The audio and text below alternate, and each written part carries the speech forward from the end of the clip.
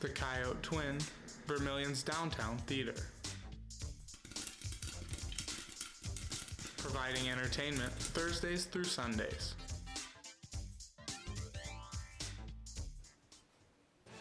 Tonight, a sorority raises money for children in foster care. We'll have that and more coming up. Coyote News starts right now.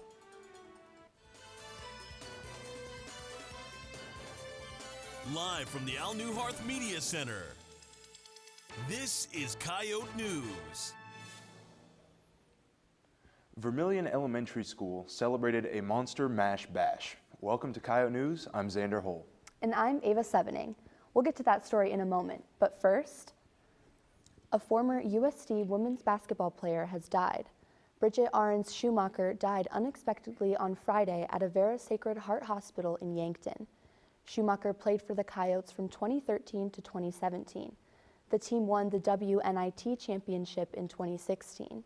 Schumacher was an elementary school guidance counselor in her hometown of Crofton, Nebraska. The visitation will take place in Crofton this Friday evening at St. Rose of Lima Catholic Church, and a service will be held the next morning beginning at 10:30. With less than a week away from the presidential election, time is running out to vote.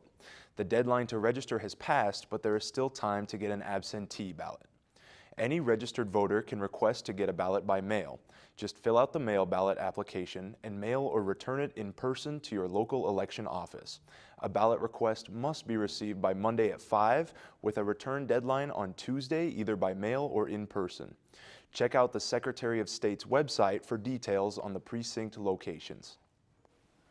The South Dakota ballot lists a variety of amendments and initiated measures. Amendment G establishes a constitutional right to an abortion in the state and provides a legal framework for the regulation of abortion. Initiated Measure 29 legalizes the recreational use, possession, and distribution of marijuana. It would allow people 21 years of age or older the right to possess or distribute, but remains illegal for individuals under the age of 21. Driving under the influence of marijuana would still remain illegal. Voting yes would adopt the new amendments or initiated measures, whereas voting no would leave South Dakota law as it is. Kappa Alpha Theta held a charity event at Prentice Park last week to help children in the foster care system. The Cats and Dogs Philanthropy Event Cookout is an annual event put on by the sorority in conjunction with court-appointed special advocates. Students bought meal tickets for lemonade, chips, fruit, and of course, hot dogs. Philanthropy Director Hannah Melland says the event brings something positive for everyone involved. I really love that this is a good way to bring everyone in our chapter together, and then not only are we all spending time with each other and going towards a common goal, but we're doing something that's going to benefit those who are less fortunate than us. The cookout also had some events set up, with many students partaking in cornhole games and making balloon animals. Kappa Alpha Theta is currently finding a date for their second philanthropy event set for next semester. Tau Kappa Epsilon is hosting their annual dance night tomorrow. Coyote News' Parker Orr is live in the muck with a fraternity member to learn more. Parker?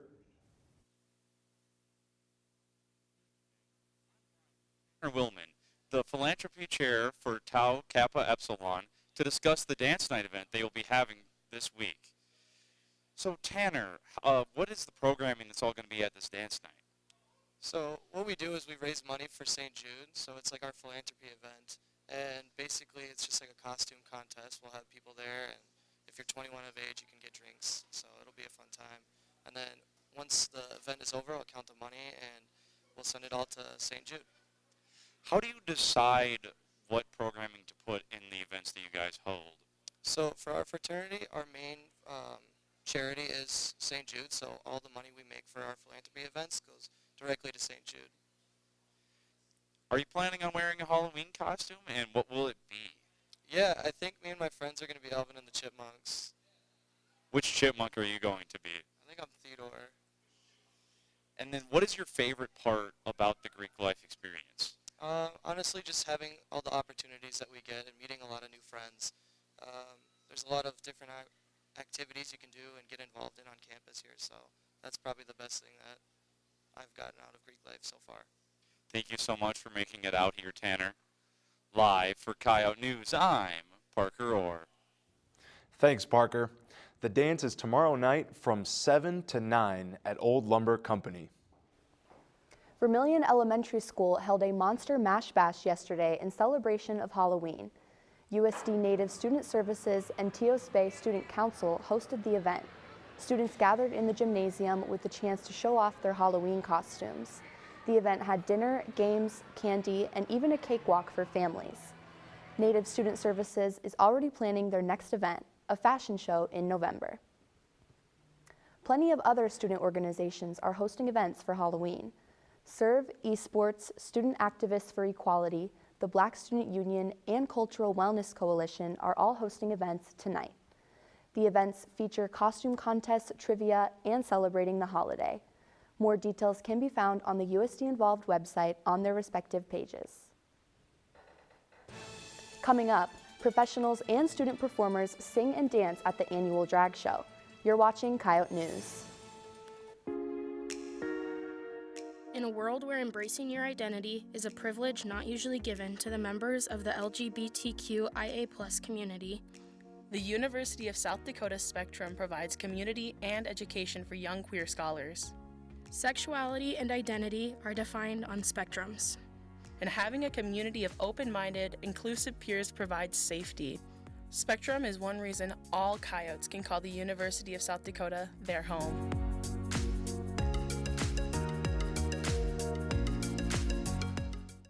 This is Coyote News. A new Mexican restaurant chain has opened in Vermilion, and it's already gaining a following. The Vermilion Mamacitas won't be the chain's only South Dakota location.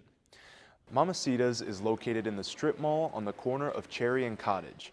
The chain's owner also has restaurants in Nebraska, and plans are already in the works to open another Mamacitas near South Dakota State's campus. We decided to be close to campus because of the college reason. Since we have another restaurant in Wayne State College in Nebraska, that really motivated us to come here because we know how to work on college close to campus. After a lengthy process, construction started in late February and the restaurant finally opened earlier this month. With the closing of Mexican Viejo, students can now find local Mexican cuisine at Mamacitas, Fayucas, and Taco John's. 9 professional performers and multiple student performers took the stage last Thursday in the Muck Ballroom. Spectrum put on their first drag show of the school year. The event was filled with lots of music and dancing. Students and community members gathered to watch and cheer on the many performers. Miranda Emmy is the media coordinator of Spectrum. She is excited to be able to help create a community of safe space for people. I have seen it grow under different leaderships, and so it's really fun to see where different exec boards take Spectrum, because sometimes it can start as just such a small little group of people. Throughout the school year, Spectrum holds multiple events on campus. In the past year, they held events such as a presentation night, Halloween trivia night, and a Jeopardy night. The organization plans to host another drag show in the spring. The Indian Student Association, in collaboration with Asian Students in America, are hosting Diwali this weekend. Coyote News' Parker Orr is live in the muck to learn more about the Festival of Lights. Parker? Thanks, Xander. I'm live with Pim Tongtud, the president of Asian Students in America, to discuss the Diwali celebration this weekend. Pim, how are ISA and ASIA celebrating Diwali for a celebration this weekend? So I am the president of Asia, obviously, and we're partnering with ISA, which is Indian Student Association. And this Saturday in the Muck Ballroom at 6 p.m., we are having a very large event. We invited over 300 people to come, and over 300 people signed up to come. So we're very happy with the response that we're getting, and we will just have a lot of volunteer performances, some traditional food, talking about the significance of Diwali and all that stuff. What is the cultural significance of getting to host events like this on campus? It feels amazing, honestly, to be able to create an event where a lot of international students can celebrate something that they did at home. I'm an international student myself, so I'm very proud to bring something where we can all all come together. Even if you're not familiar with the culture, I'm definitely not from a country that celebrates Diwali, and come together and celebrate this event together as international students. And then what have you learned from being a part of ASIA here on campus? So I've learned a lot of skills that are useful in, I hope, in the real world. Being president has challenged me in a lot of ways, and I've gotten to know so many people, so many amazing people through clubs and just people who come up to ask about Asia. So it just feels very great to be a part of something. Thank you so much for being here, Pim. Live for Coyote News, I'm Parker Orr. Thanks, Parker. The event takes place this Saturday night in the Muck Ballroom. Beyond a degree, USD offers many opportunities for those seeking success within their career field after college. Multiple times a semester, employer recruiters such as Buck Welch host career fairs for regional and national companies with open positions. So no matter if you are a freshman all the way through grad student, maybe you're just here to network, or you're looking for that summer internship program to help maybe boost that resume, get that experience for that given area that you're studying, or maybe there's something that you see today that you're more interested in than you thought. The university also offers mentorship programs, resume workshops, and internship opportunities. To find information on upcoming career opportunities, check out the university's website or ask your academic advisor. As the weather gets cooler, odd even parking is soon returning. This allows for streets to be plowed from curb to curb, keeping the streets safe as the snow returns. For the east and west streets between Dakota and Plum, there will be no parking on days that end in an even number. For the north and south streets between Clark and Main, there will be no parking on days that end in an odd number. A reminder that some months have 31 days, resulting in 2 consecutive days of no parking. Those hoping to get an extra hour of sleep will have their wish granted this weekend. Daylight saving time will roll the clocks back an hour Sunday morning at 2 o'clock. The extra hour will continue until March, when the clocks spring ahead an hour on the 9th. Daylight saving time was first introduced during World War I as an energy saving measure. Hawaii and Arizona are the only 2 states currently not observing the time change. Next on Coyote Sports, the football team goes to overtime against in-state rivals. And the volleyball team wins back-to-back 4-set games.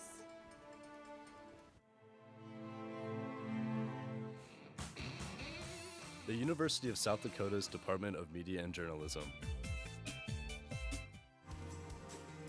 You're never gonna know. Fostering students' talent and creativity through the art of filmmaking.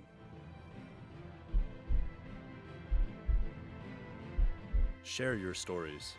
Bring your ideas to life.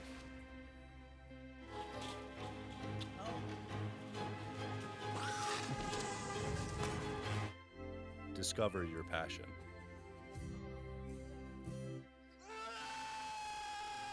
Find your voice. Join USD's Department of Media and Journalism today.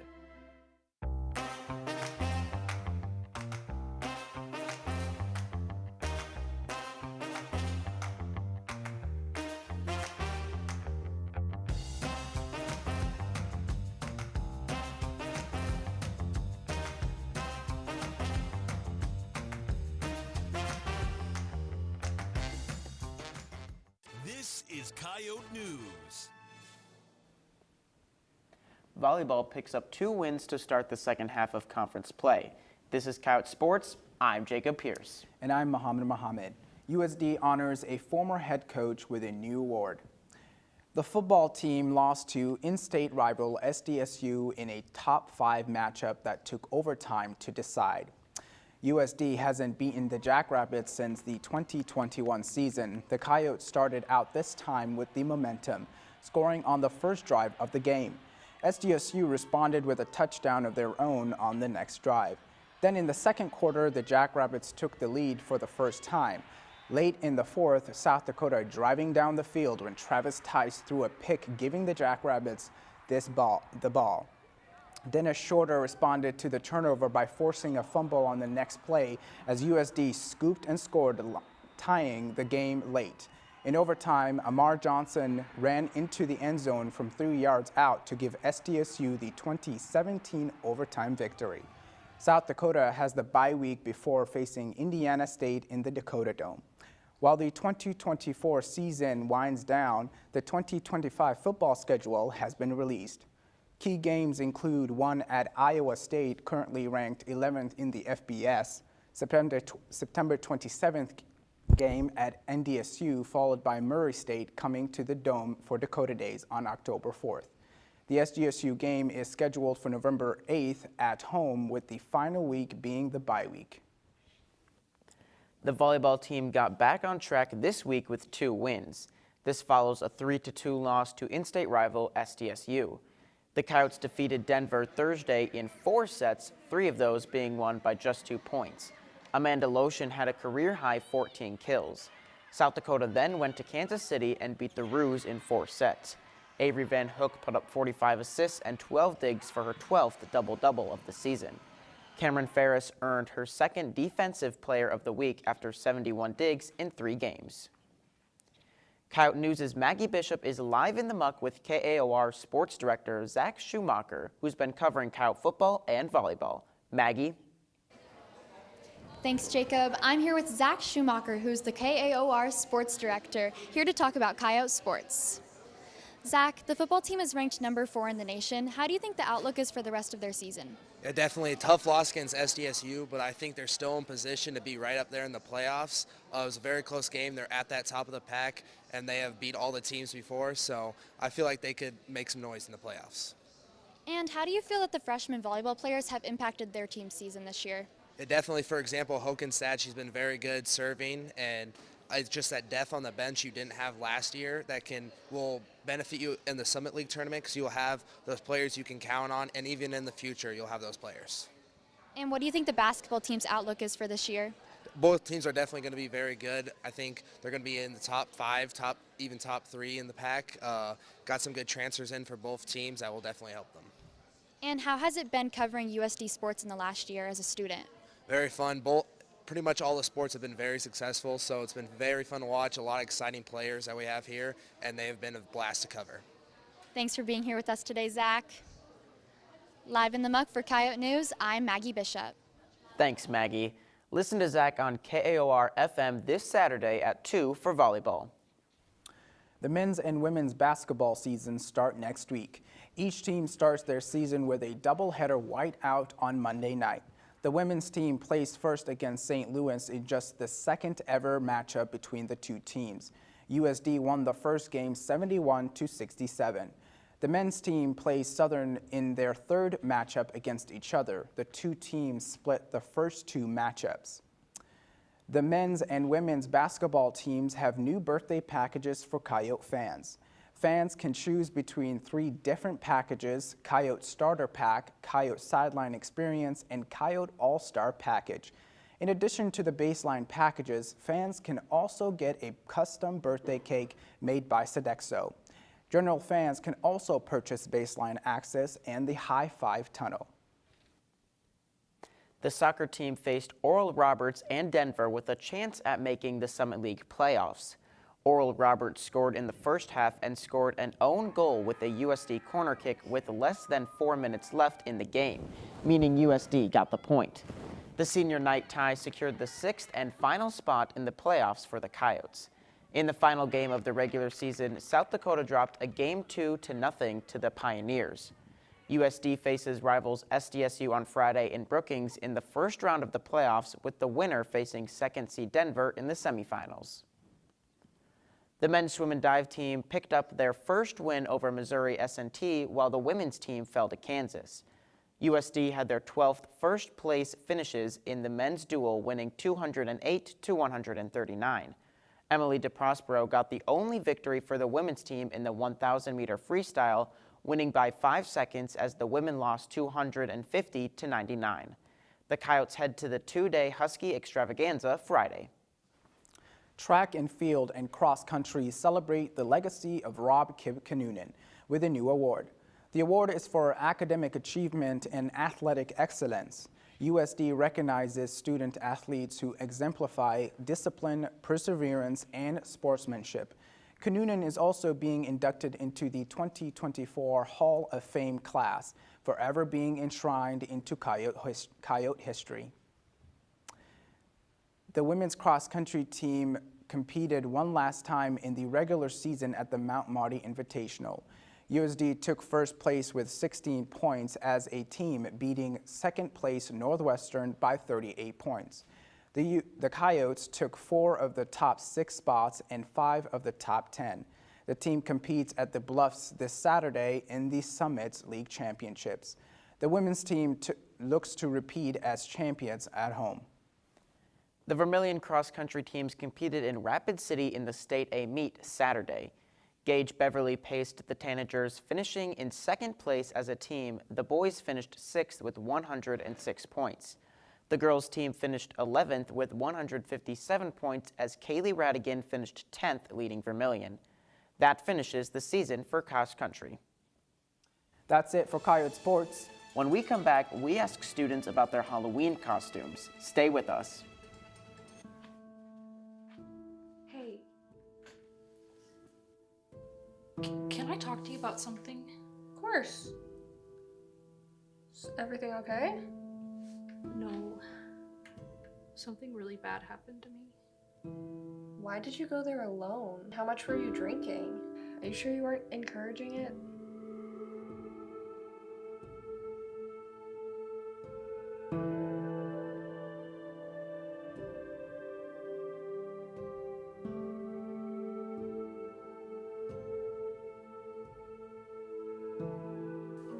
I am so sorry that happened to you. It is not your fault. It took so much courage for you to tell me that, and I'll be here for you in any way that you need.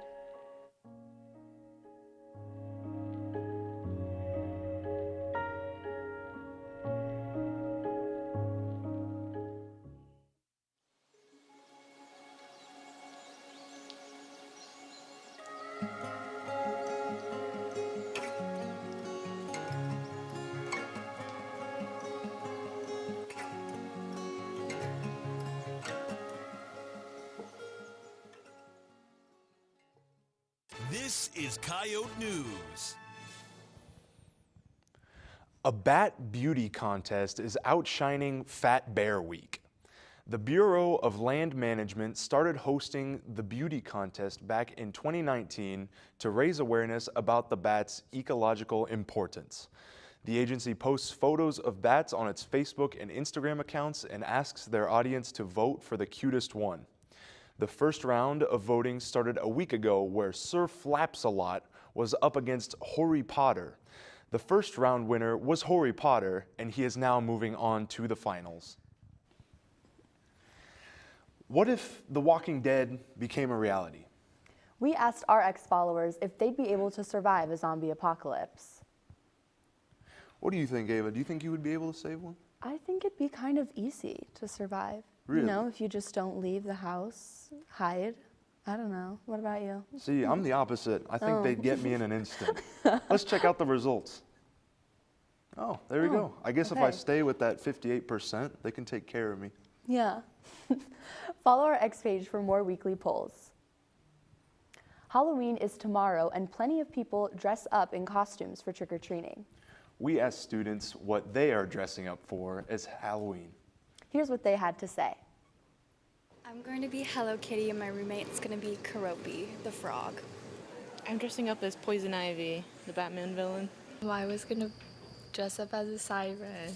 So I have 2 costumes. One night I'm going to be a fairy, and then the second night I'm going to be Benjamin Franklin. So my inspo is Men in Black. So I'm probably just going to wear like a skirt and a vest and a tie and shirt. A yesified version of Patrick Bateman. I'm dressing up as Strawberry Shortcake, and then me and my boyfriend are doing, I think, a devil and an angel, and then I have one more outfit, but I don't know what it is for sure. I'm dressing up as a knight with my roomie. She's gonna be a princess and I'm gonna be a knight. For Halloween, I'm dressing as the princess and my friend is gonna be my knight. Unfortunately, I'm not dressing up this year. An amoeba. I am dressing up as a Spider-Man. Spider-Man. I'm gonna dress up as Oliver from Saltburn and my friend's gonna be Felix. I don't have anything planned, but I could get a nice striped tie. Maybe go as Xander Hole on air. Oh, okay. That's a good one. I spent a whole whopping $25 on a taco costume at Walmart, so I got to put that to good use. I'm gonna be a cat one night and Kesha the other night. Yeah. I will be dressed up as a basketball coach, so that's what I'm going to be doing. That's all for Coyote News. Check out the Valance issue on Thursday next week. It's pushed back a day to accommodate election results. Listen to 91.1 for news updates throughout the week and for coverage of your USD sports. Don't forget to follow our social media pages for daily updates and the weekly poll. Have a great night.